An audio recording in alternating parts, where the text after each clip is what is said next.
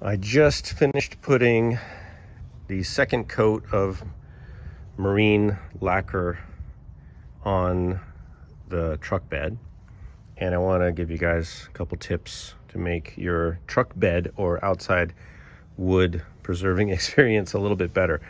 So I want to tell you, even though this looks good now, I really like the dark spots, but guess what the dark spots are?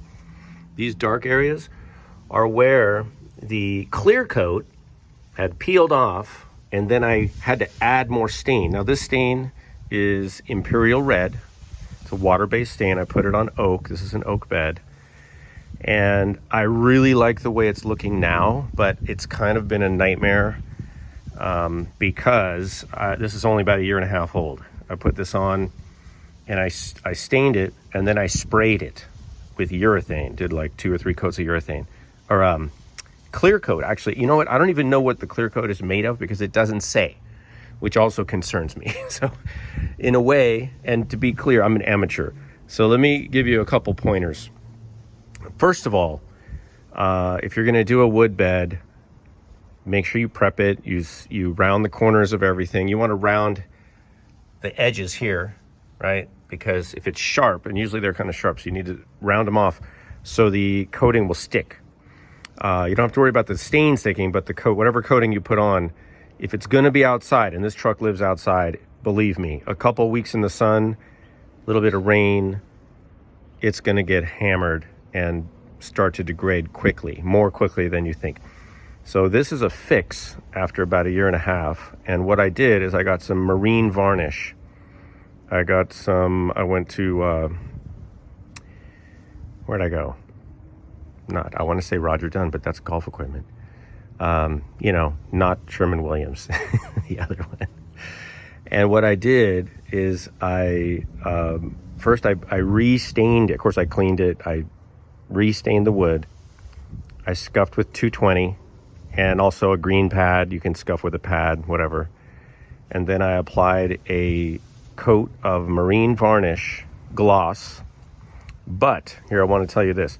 The guy in the store, in the paint shop, was saying, don't dilute it. I disagree. So I watched a couple videos, woodworking people. What I did is I diluted it 50-50 marine varnish and paint thinner. And I'll show you what that looks like.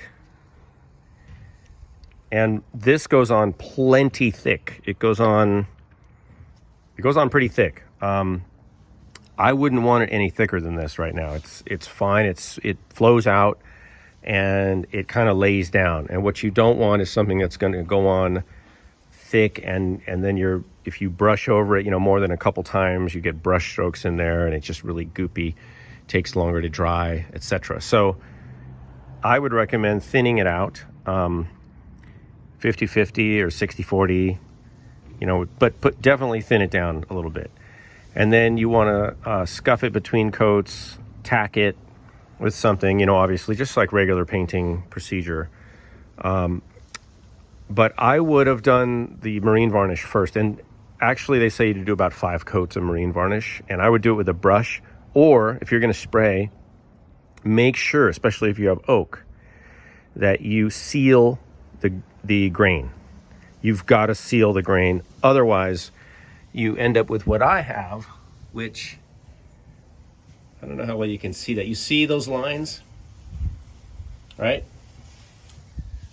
All those lines can open up. Those are all little open spots. And I thought it had sealed, but it hadn't. And every one of those little lines is a place where water is going to get in there. It's going to work its way under. And if it gets down to the wood, then it's, expanding, contracting. It's doing whatever water does. It always finds a way in. Once that happens, your finish is going to start to become degraded. And then you're just in defensive mode. You're in rescue mode like I am. Now, even though, like I said, I like the way this looks. I actually really like the dark patterns. But that's where the finish had peeled off. And like I said, I put more stain. And actually, it got like that because it was out in the weather.